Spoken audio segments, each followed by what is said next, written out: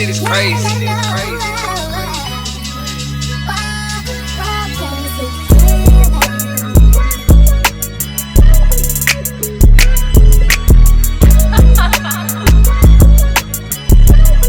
two brothers here, Ty and McKenny. Appreciate y'all hopping on. Give a little intro of you guys yourselves as best as you can. Just like schools, positions, sport, all the stuff. Just a little intro. Whoever wants to go first. I can start it off. So basically, I'm from here in Aurora, Colorado. Went to high school at Eagle Crest. Played football and basketball in high school.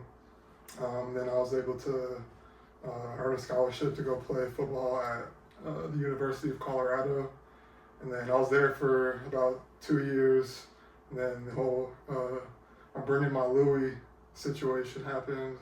And then I left, and I've been at Ball State now for like the past 2.5 years now, playing football and wide receiver. So what's been going on in my life, man. Big dog. Don't forget you big black belt too. That was like 15 years ago. Yeah, no, you still come with it in a fight. It's cool. Yeah, my name is McKendy Wakalonji. I'm also from Aurora, Colorado. I went to Grandview High School. I played football, basketball, did a little bit of track as well. I ended up going to the Colorado State University. Been there my whole career. Went through 3 different coaching changes, but stuck it out. What's something y'all want people to know about y'all? Like that's beyond the stat sheet. Like you guys just kind of shared those things about yourself, but like what's something that like people don't see that you want them to know? Something that people probably don't see is my loyalty to not just the community, but to my brothers on the football team. Yeah. As you probably heard, CSU has gotten a new head coach. There's been some calling with that process, but with each calling, I try to grab each guy's contact information, tell them if they need any assistance with moving, anything like that. I'm always there to help them. Yeah. Also a cat father now. Yeah, I just got a cat like 2 months ago, so she's doing fine. Still trying to chew on everything, but slowly teaching it out of her. So. What's her name? Her name's Maple. Oh, why Maple? Just like the color, she has like a whole bunch of colors on her, and we just, for some reason, as soon as my girlfriend said Maple, we just kind of stuck. Clicked. So, yeah, that's basically what happened when we got my dog Jackson. That dude was just. We looked at him and we all thought of like Sons of Anarchy, even though I hadn't seen it. Like my mom's favorite character from Sons of Anarchy is this dude named Jax Teller, and then that's where that name came from. And then I was also thinking like Michael Jackson, Jackie Robinson.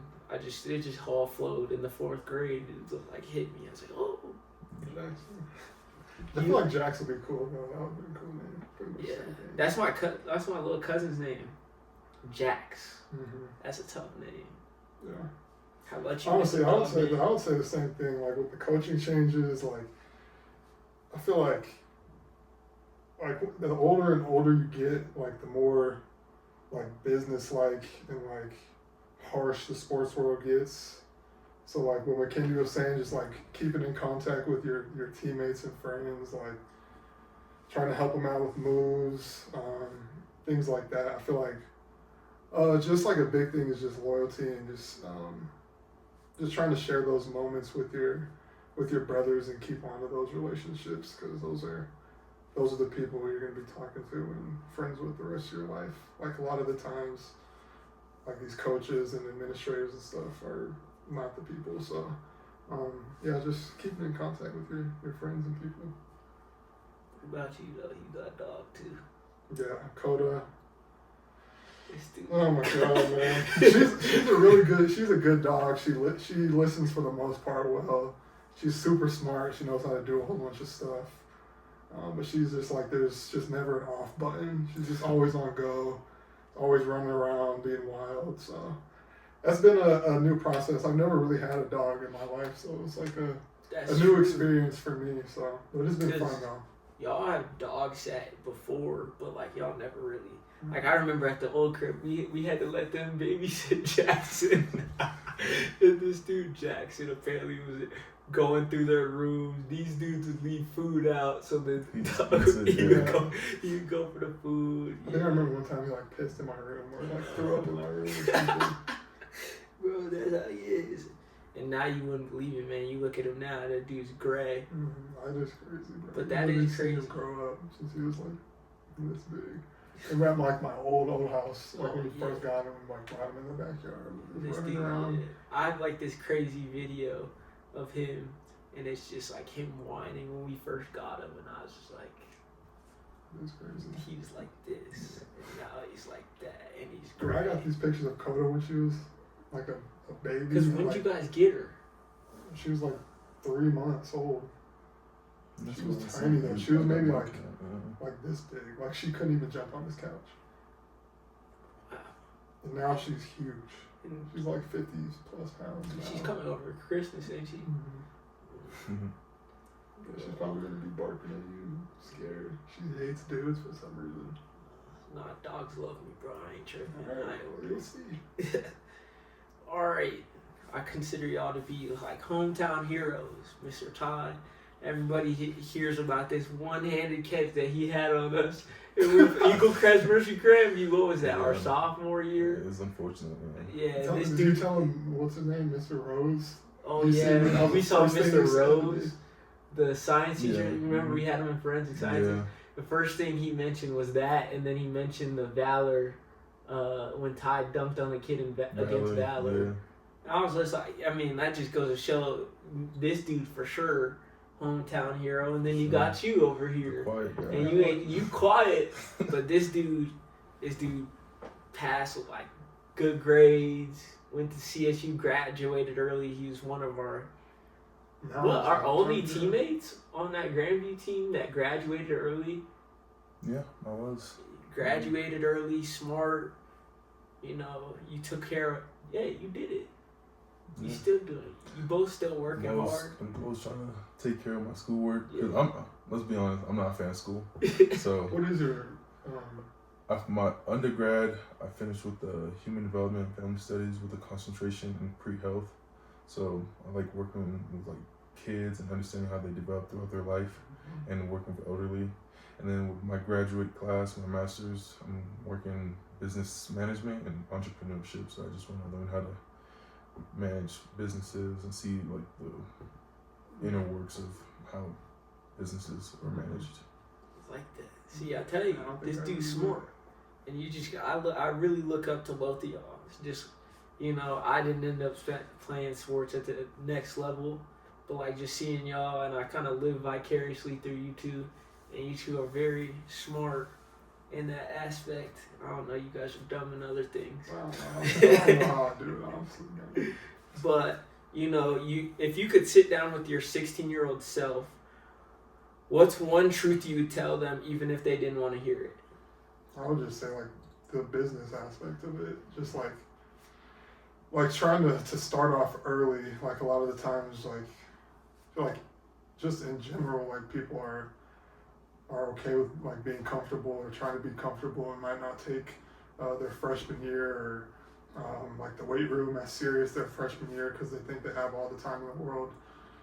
But like as he's going through right now, like an injury, and like I've gone through multiple injuries, like your seasons can end in one day. Like one practice, one play can end your full season. So I just feel like just trying to just not take for granted just your time in college. Like 4 years might seem like a long time, but it's really not. So I would just say like start strong in high school. Honestly, would be my advice to just start strong in high school and then build off of that.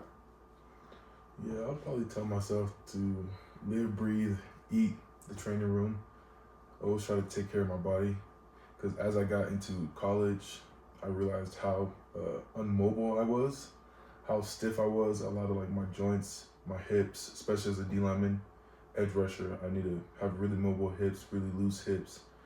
And then I also have a lot of like underlying back issues. So if I was 16 again, I'd probably tell myself, don't take stretching for granted. Don't take your mobility that you have right now at a young age for granted.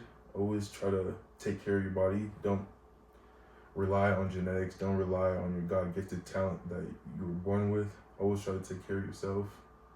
Don't think you'll stay on top forever. For real. Let me try to think if I can remember this. Which leg was it first? Just tell me which leg, and then I'm gonna try to do it. It was this one. Okay, so your left leg broken 2 different spots. The second twice. Yeah, it was like 2 different years. The first one at CU was the outside fibula, and then the other one was my tibia. And then shoulder dislocated so bad. What was it this year? It was last year. It was the first play at the first game of the year last year. And didn't you say it ended up in your chest? I tore my labrum in my shoulder. It was like all the way down in my chest. I like fractured like the bone, like the ball of your shoulder. I fractured that. I didn't get surgery on it. I just like rehabbed it. I was out for like 4 weeks. Came back, played in a full game. I scored a touchdown in that game, and then the week right after I broke my leg. And then what? Thumb too? Yeah, my thumb. The first year I was at Ball State. You got metal in there? No, they pinned it to like keep it still, and then they took it out. But yeah, I broke my thumb against Georgia. So. And then you recently tore your ACL and LCL. Yeah. And in high school, in high school, I tore my labrum on my left shoulder. That was my sophomore year. I was supposed to play varsity football, but didn't get to play that season. I was supposed to be a JV basketball player that year too, but because of the shoulder surgery, it took me away from the game. So then that makes me want to ask, so I wrote my thesis last year. I think I had you both participate in my survey for my undergrad, but I had to write a thesis, and I chose how do athletes balance family, work, school, sports, and with y'all injuries. So how do you what was the hardest part of that? Whether it be mental or physical, what was the biggest challenge of trying to balance all of that? To me, it wasn't really I'm not trying to be I'm Superman, but it wasn't really a challenge for me because all my life, my dad has always been kind of getting me prepared for this. Yeah.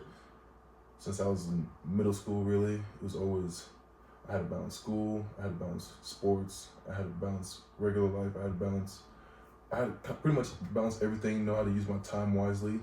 So as I've been through middle school, 6th grade, 7th grade, 8th grade, got to high school, it was just kind of second nature when I got to college. I knew these are when my classes are going to be. This is when I'm going to do homework. I know I have practice in the morning. I know this is when I'm going to watch film. I have everything. I put everything on the calendar. Yeah. So my first year when I got a new schedule, I put everything on the calendar and I would have a timer pretty much that would tell me, and I would stick strictly to it. And then as a couple months went by, right, then I could kind of juggle and kind of do freelance pretty much. But at first I just stayed disciplined for 3 to 5 months, and then after that, really could just flow state. Just honestly, your day just moves without you. Routine, and I know I still remember that Chinese class. That Chinese class really toughened you. Yeah, Chinese. That was the one and the only no, I wouldn't say the only time in our life, but at that time, that was the only time I ever seen this dude cry. This dude was failing Chinese, and he was praying his dad was gonna whoop his butt. So then I remember we had science class that day or something, and this dude was had to put his hood up. He was sitting there crying. I was just yeah, that's why I didn't take Chinese, but it is what it is. I mean, learning another language was like a different type of challenge. Especially Mandarin. I was gonna say you picked the hardest one. What are you doing? Because my dad I wanted to take French, but my dad was like, "No, let's take Mandarin. Let's just see how it goes." He said, "Let's take it." Exactly. But I was like, "Dad, you're not taking this class. I'm gonna take this class." He's like, "Yeah, I want you to take it." I didn't take the biggest problem was I didn't really take it seriously. Yeah. I thought it would be easy because all my life I've been in a multilingual household. Yeah. And Mr. Big Time, his dad, Big Time. Yeah, so it was just I thought going to Chinese, I was gonna be able to pick it up pretty quickly. Boy, was I wrong with that. Mm-hmm. You have to. It wasn't the way they structure their sentences, the characters, the lines, learning how to write those, all that together, just and me kind of being lazy as well at the time was just like really took me down, and just I should have done better. Probably one of the hardest classes I probably took. I'm sure. I didn't even tell you all this, but like for one of my, I had to take like an open elective for my degree, and I was like, oh, I'm just gonna take Spanish again. I took it for 3 years. Like I'm just gonna refresh myself because I want to be able to be like, oh, I can speak Spanish fluently. Yeah, I decided not to real quick. Just remembering that, and then I was like, no, I'm cool, but I can't even do that. That would be cool, just like be able to speak Spanish though. Oh yeah, just be able to flow or like my dad Mandarin. taught himself. My dad speaks Spanish. Oh, we be up there. I remember when we were kids, that like music, we listen to all kinds of music chilling up in your dad's car. But how about you? How about that balance? I feel like sort of the same thing, but I feel like, yeah, like I've been playing sports and doing multiple sports like my whole life, so I've always been kind of balancing like sports and school, but like just this past year, like my girlfriend had moved out to Indiana, and like I got a dog, and then like being in my last semester of college as well, like I feel like the time management piece isn't like it's not too bad like McKinney was saying, but I feel like in high school you have just a lot more structured time to do your work. You're at school for 8 hours every single day. Like you have a lot more time to do work, but like once you get to college, you still have the same amount of work. You just have a lot more free time. So you just have to be able to, like McKinney said, build a schedule. Make sure you choose your time wisely to make sure you're getting all your stuff done. I feel like the schoolwork piece of it, like the amount of schoolwork, the level of it's not that bad. It's just like you have so much more free time now, so you could spend it doing BS or you could do what you need to do. So what you spend your time doing? I just graduated. What I need to do. That's all that matters. Very good. Very kudos to that too, bro. That's a big accomplishment. Me graduating with my undergrad in May. You graduated in May. Me and you are now in our masters, and you on your way to your masters, and so that's just, all of us played on the same 8th grade basketball team, and then like look where we are now. Yeah, that was crazy. Like even just coming home, like seeing Jacob and Jordan and them all working at Grandview, like some of my teammates are coaching basketball at Eagle Crest, like. And they look crazy. Like they love it too, bro. And it just, shows how much we all have grown up. And, hopefully we can all get us in a situation where we all love what we do. Yeah. I think that even goes into my question of, what do you, like, for the young athlete who thinks sports is their whole plan, what do they need to start doing now to prepare for life after the game? Yeah, I feel like for a lot of athletes, like, you don't ever really want to think about not playing sports, like, especially if you've been doing it for, as long as you can remember. But, like, at the end of the day, like, in every profession of sport, there's only, like, 1% of that whole sport that gets to go. So, like, even I struggle with, finding out what I want to do after sports.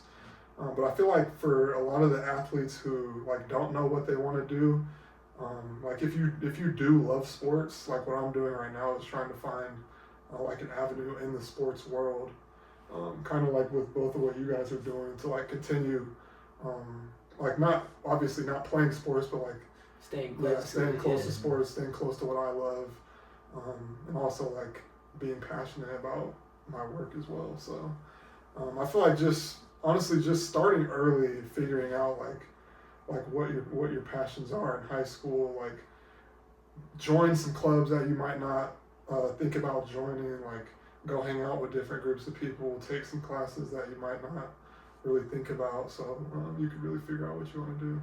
Yeah, go join the anime club. Go read some manga. Yeah. For real, yeah, I've been doing it, man. What I would say too about that is like, going back to my shoulder injury back in high school, that was the first time where I was like really, like I got a rude awakening showing me that sports won't be forever. It could be taken away from you just like that really quickly. Mm-hmm.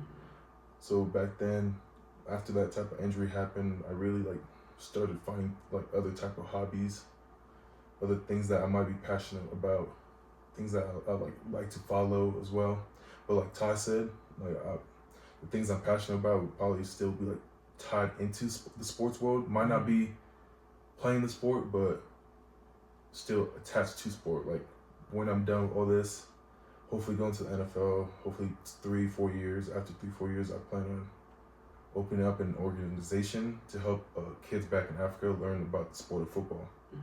Especially my country, the Democratic Republic of the Congo. That's where I was born. My family is all from there, so I plan on going back there, helping little kids understand sport and what it could do for them, how it could change their life and how it could change their families' lives. I feel like there's a lot of untapped talent that's wasting away, rotting away back in my home country, and I feel like me opening this up will give them an opportunity, expose them. Me getting to the NFL, even just the D1 level, having connection, being able to give them the opportunity to come here to the States and showcase their talents. Definitely, bro. Whatever. If you ever need any help with that, bro, you know I got you, bro. Call me too. So, I think it even goes to show, like, just looking at us in the room, and I think something that's not talked about ever is that we all came from the COVID year, right? It's like you had the freshman college athletes or whatever, they got a COVID year, but for us, we played in it. So like, what was our season? 6-game season. For me, you played basketball. I was gonna say, because for like the COVID, like the football season was like 6 seasons, 6 games. 6 So like games. the year before, like, or the semester before, they had like, or no, it was the year before. Yeah, it was the year before. They had shut off the end of the basketball season. Yeah, they did shut off the end of the basketball because we season. played football, and then they shut off our baseball team, which I will stand on this. I think that we could have won state that year. Same thing with basketball. But It was the same thing with y'all, what was it? Made it to the Final Four, yeah. and then y'all got like complimentary rings and stuff like that. BS, Like, man. and then that led into our Right. 6-game season, and then I played baseball in the summer. So I feel like that just even talks about like how it hits us differently. Like for me, obviously I didn't end up going to play at the next level. Like I had coaches reaching out to me for football and maybe like 1 or 2 for baseball, but like I was lost. I think that I was planning on going to the Air Force because let me go get that bread. They gonna pay for my school after a while. But then I was like, I watched one video. I think I talked about this before, but I watched one video. I think I saw like a sergeant or somebody, the boot camp guy, spit in a kid's face, and I was like, nah, I'm cool. And so then like, I just remember my freshman year of college and waking up for like the first time like in my dorm, and I was like, whoa, like I'm not waking up for football, I'm not waking up for baseball, I'm not going to no workouts, I'm not doing anything. I just like had all this crazy stuff with like my sister passing away and all this different things, and I had sports as my distraction, and then I wake up And all this free time. Free time to No think. schedule. No Like schedule. now you actually get to think about what's going on. It's nice, but it sucks. Yeah, it's definitely weird. Like, it's nice because it's like I had the time to kind of be able to figure out what I want to do, kind of a little bit of where you want to go. Like, you never really know the path you're on, but it was also weird and kind of like sucked because it's like I've played sports my entire life up until then, and so then now I'm just, whoa. Like, even now it still hit me. Like, I go to y'all games. Like, I still remember when you got hurt, I was like standing up like a parent at his game. I was like, even when you got hurt, I was just like, I don't know. It's just like, that even just talks more about how like I live my life vicariously through you too, just because how big you guys are playing, and you know, I don't know where the future holds for you guys, but you know, I hope with your situation you can enjoy it one more year. With you, you know, hope you go to the league, help a brother out with his student loans. Oh God. But you know, just being able to keep pushing it. So like, now I'm gonna ask a less deep question, but a fun question in a sense. But like, what was like a moment that made you fall in love with your with sports, like whether it be football, basketball, or whatever it was? Probably 8th grade year when we won the conference. Our Spartans football team. We won the conference championship. I wasn't because I started playing football later than most people. Mm-hmm. I started in 6th grade, so at that point I was just really just playing the sport, just to play sports. But basketball was really my first love, and I was just like, football just helped me kind of stay in shape before basketball season. But then after that 8th grade year, when we were actually playing really well, we were actually competing against. It was like the whole story of it too. Like all of us came from different teams, like meshed together. Like it was our coach's last year coaching football. Yeah. Like the team that we played beat us over and over again. And what's the word I'm looking for? Like the Highlands Ranch kids, like the kids we don't like yeah. Like we know how it was. It was just like a chippy game, and we won by like 1 point. It was like 6-7, I think, was like the final score. Yeah, we didn't let them score the whole game. They got to the red zone like 4 times, and we somehow just stopped them. And I was just like, and we won that game. Everyone was running around with a trophy. It was like your dad making the chant. Broke his ribs. Yeah, and, like didn't even notice till like after the game. Like it was left in the ambulance afterwards. Yeah, I was like. After that, that's when my eyes really opened. I'm like, yeah, bro, I'm gonna try to go D1 for football. That's so crazy to me. Like I was there for that. Like that's crazy because I think what was that the year I was supposed to move, but we didn't end up moving. I think so. So then I couldn't play football that year. So I ended up just watching you guys play all the time when we weren't playing in basketball tournaments. Yeah, I do remember that. That game was really the one that really. Changed my life and my trajectory, because I think if we probably were like a decent team, didn't go that far, didn't win the championship, I think I probably would have been more basketball minded and not really cared much about football. So I think that's where everything really switched for me. Yeah, honestly, I'd stick to that story. Same story? Yeah. Not the story of you making me do like 7 flips. Or 20 flips or 80 flips. That was routine. That was routine. Routine. We ever tell you about that? No. Go ahead. What's good with y'all? I had to pause the video on y'all to let y'all know about the sponsor. No, I'm playing. We ain't got no sponsor. You know, I'm over here kicking in the man cave. Look at this dude. That's crazy. You know, first time editing, first time filming. So we had to break up the video because when I was filming the video, it cut off. But I do have a second half of audio, so I hope y'all keep listening. Hope y'all keep tuning in. Appreciate y'all. It might have been like we were in like 4th grade. Like maybe like 4th or 5th grade at like a little league practice, and we were doing like it was like an Oklahoma drill or something, and there was like an O lineman and a D lineman. I was on defense. Darius was on offense. Blew the whistle. Darius took off to one side. I seen him, and it stuck him. Hit him. Oh my God! He did like 6 flips, and there was like parents come and sit at the practices, so they're all sitting in their like lawn chairs, their water bottles and stuff. I smoked Darius's ass. He flipped through the parents, knocked all their waters over, messed up everybody's bags. He lying, bro. He lying.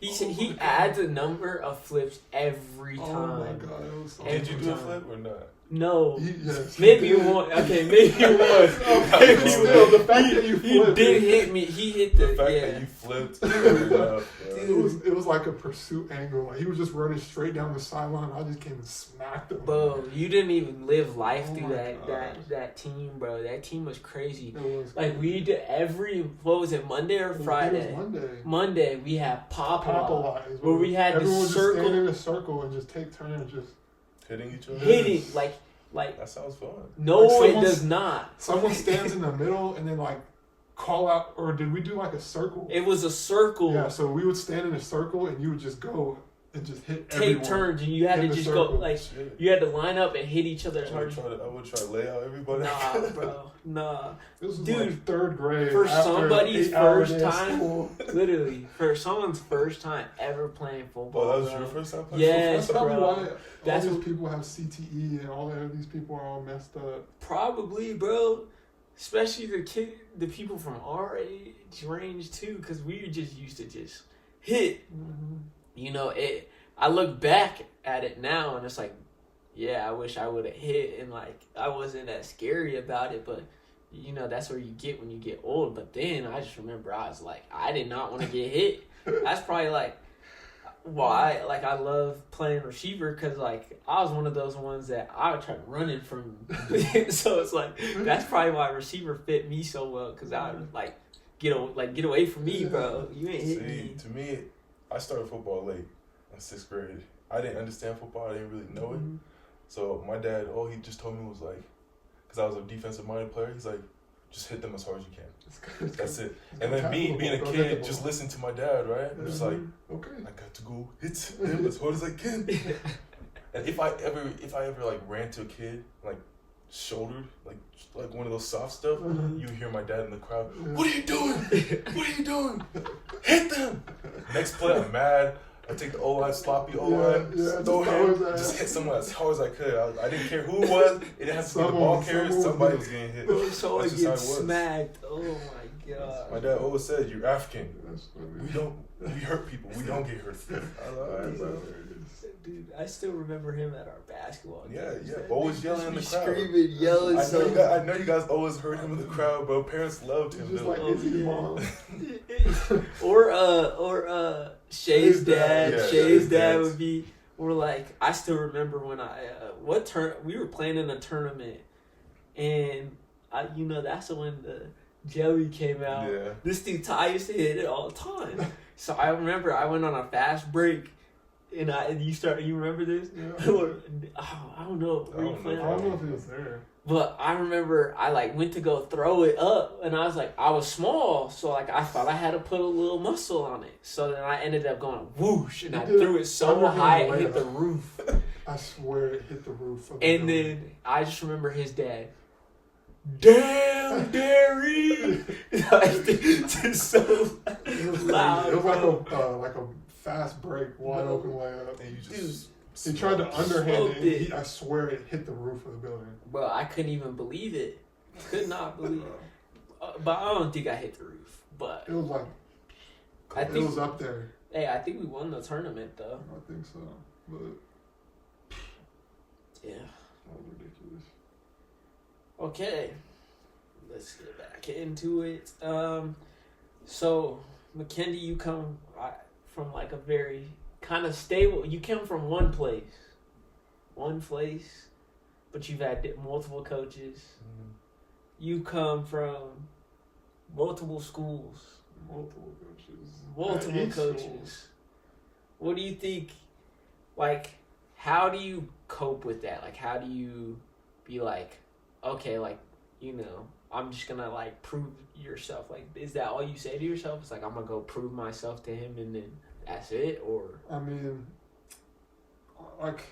kind of, because at the end of the day, yeah, you play sports and you have coaches and you go to practice and your coaches tell you what you need to do, but at the end of the day, you're in control of your body. You're in control of when you watch film.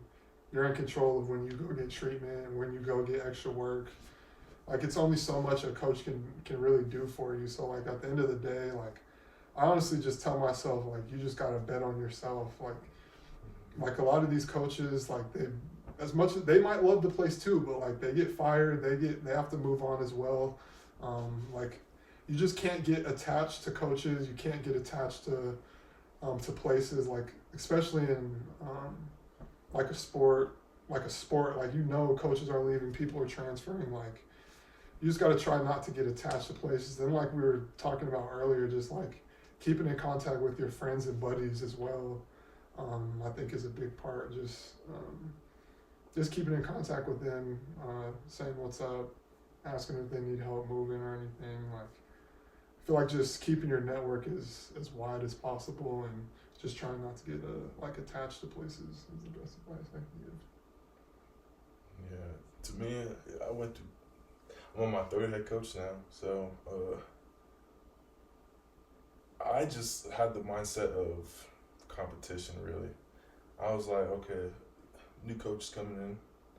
I'm going to have to compete for my spot against these new people. I never really cared about the coaches changing. I was more caring about myself. Mm-hmm. And like Ty said, don't get too attached to the place or too attached to the coach, because like as we've been seeing in college football lately, a lot of coaches leaving, a lot of transferring, a lot of bread is getting passed around. So I never really, yes, I love coaches. Yes, I try to make connections with them because that's just what humans do. But at the end of the day, I always was like single-minded and saying that I'm going to compete to win the starting position. Every single time a new coach came in, I'd go introduce myself, try to get the playbook as early as I could. I'm always trying to give myself one step ahead, trying to give myself a better chance compared to everyone else. Just try to do everything I can to put myself ahead of everyone else. Some might call it cheating, some might call it unfair, but to me, I want to be the best. Yeah. I want to be on the field. I don't like being on the sideline. Mindset you have to have, I think, nowadays. Especially with NIL. Everybody making millions now. Millions. Yeah. Millions. Like 21, 22-year-olds, 19-year-olds, 18-year-olds, all these age ranges are making millions right now. Like they could play. If they really wanted to, they could just milk their whole college career. Yeah. Say they got injured, get an extra year, get all this NIL, and like they could just be done. Like they wouldn't even have to go to the NFL. Yeah, like just if I was going to a big school and I was not really interested in playing in the NFL after, I would just try and milk all the NIL I could get. So like just stay there for 5-6 years and then like they don't even have to go to the NFL. Not anymore.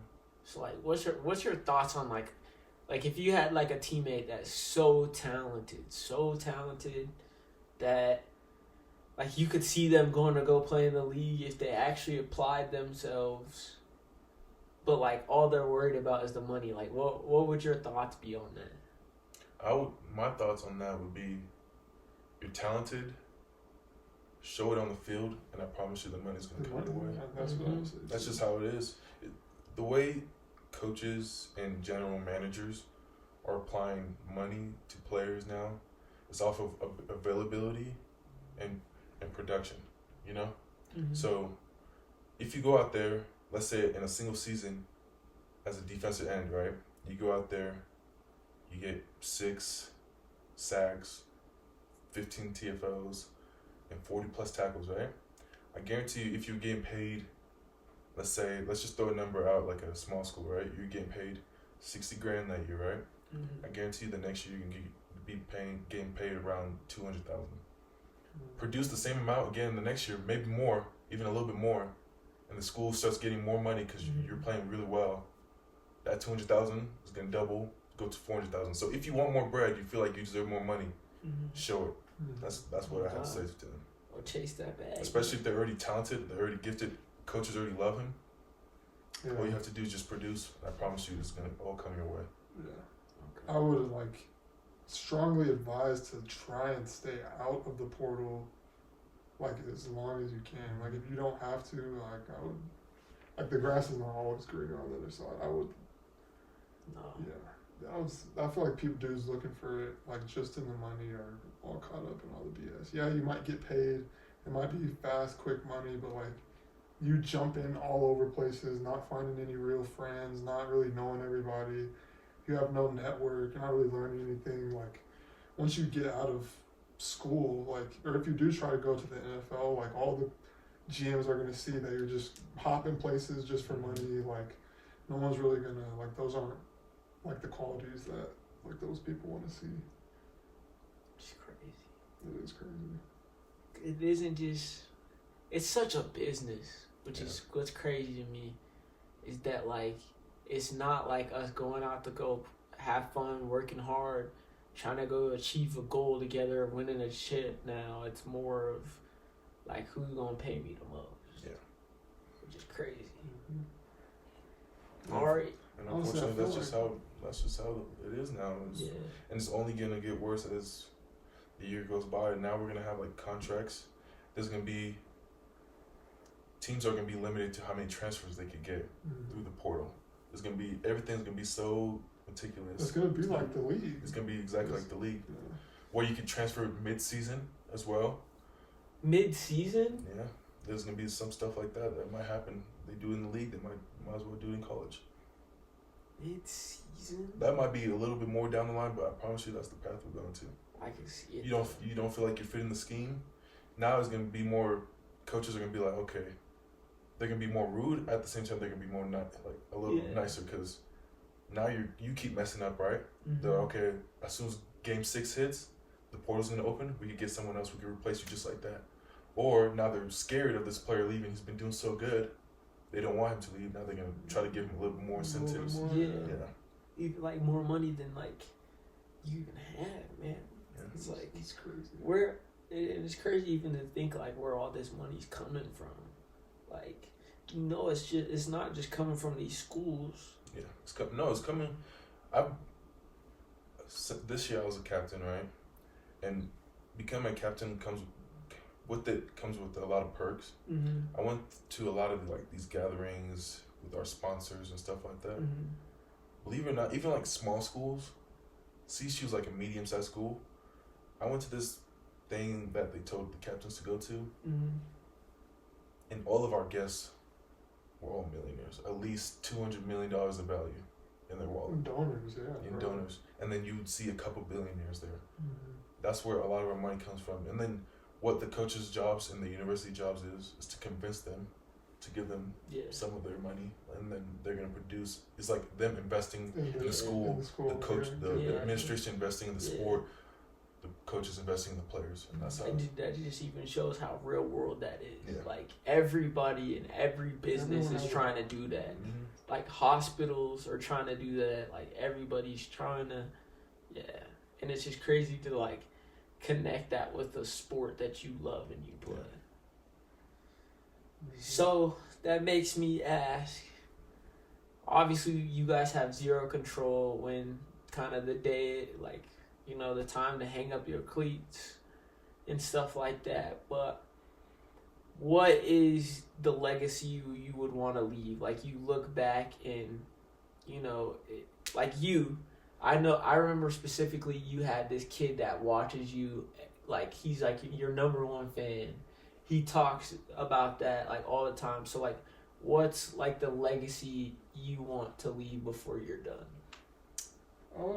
I would just say, obviously, like, for like the sports player that I am, being a good athlete, but just like you said, just like being a community person, like, not being like too cool for people, just like, I just want to like give back to my community, give back to the kids, have people feel like they can, you know, come up to talk to me or things like that. So, I really just want to leave an impact just on my family, my community, everybody who's helped me get here, and I mean possibly even come back to my community and like give back and coach or work and do something, volunteer around here, do something. And it's so real with you two. You go to Park Meadows with either one of y'all. McKinney! Oh, is that Ty Robinson? Oh! Let me go see what's good. Y'all for real, the hometown hero. For me, it's just really loyalty. I just want people to remember me as like a loyal guy. That I could have really last year. I could have like gone anywhere. I had a really great year, like 4 sacks, couple TFLs, almost 50 tackles. I had a pretty good year, and I could have really went to the transfer portal and gone anywhere. The school couldn't give me as much money as like other places, but I decided to thug it out and just stay because I want to show that loyalty is not dead. In this day and age, especially since college football is like everybody's chasing the bread, everybody's chasing the money, everyone's always trying to get higher. I want to show places, the community, that I'm loyal, and I also want to show like the NFL that I'm loyal as well, you know? Yeah. So just, that's really it. All right. Before we wrap up, what is a holiday memory that still makes you smile every time you think about it? For me, I'm gonna start. I will forever. See, this is why I love having Christmas with these fools every year. I wonder what you're about The- to say, because I'm thinking of a Christmas story. The year we got hoverboards. Yeah, that's exactly what I was thinking of. The year we got That's hoverboards. exactly what I was thinking of. I got mine at my house, and then I gotta bring my hoverboard over to his house because I know he got one. Yeah. Tristan And got so one. his mom, Tristan, his little brother, got one. His mom decides to get on it. And so you remember at the old house, at his old house, it goes from carpet to hardwood. So there's like a little crease. Yeah. And so his mom tried to take off. Like fast. Like I don't fast, know like why. She like Full just got lead. leaning forward, like Michael Jackson. Dude, she just didn't know. And so then she hit that lip face first into this big TV stand that they had. And then she turned around just laughing. And then you look at the hoverboard. The hoverboard had a crack. It like broke a little piece off. His little brother went ballistic. This is when Tristan used to go crazy. He was like, "Oh my god! Oh my god! My hoverboard! You have to buy me a new one! You have to buy me a new one! Oh my god!"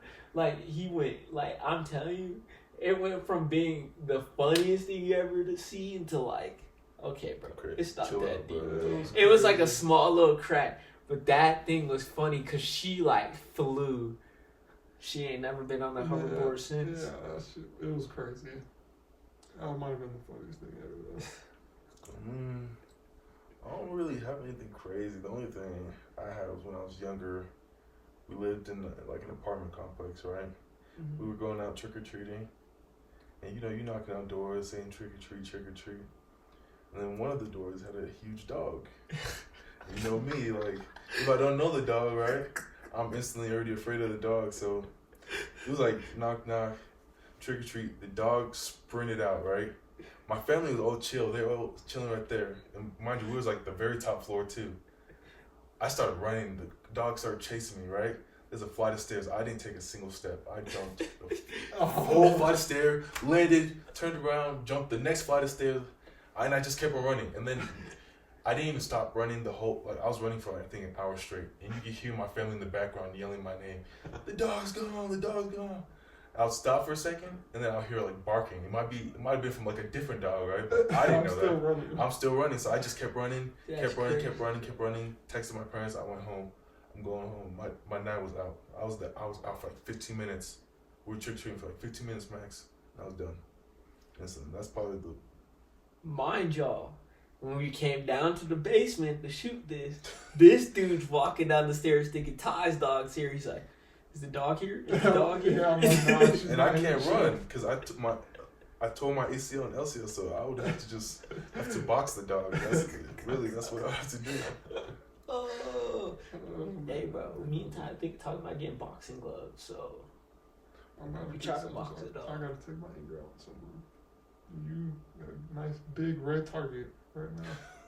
But I beat you in a boxing fight. Big red boxing I ain't bag worried right about now. you. As long as I get weight to my glove, bro, I'm chilling. I'm cooling, bro. You know, fair fight, Yeah, bro. you're $150. So. Yeah, I probably am. Lift that. If that, you know, we gonna work on it.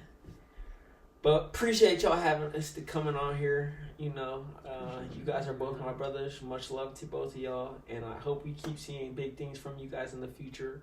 And I will be bullying you guys to come back on later. And this will not be the only time you guys are on here, so get prepared. Make sure to like, comment, and subscribe. And before you leave, I want to leave off on this quote. The chances you take, the people you meet, the people you love, the faith you have, that's what's going to define you. Denzel Washington. Appreciate y'all. I'll catch you later.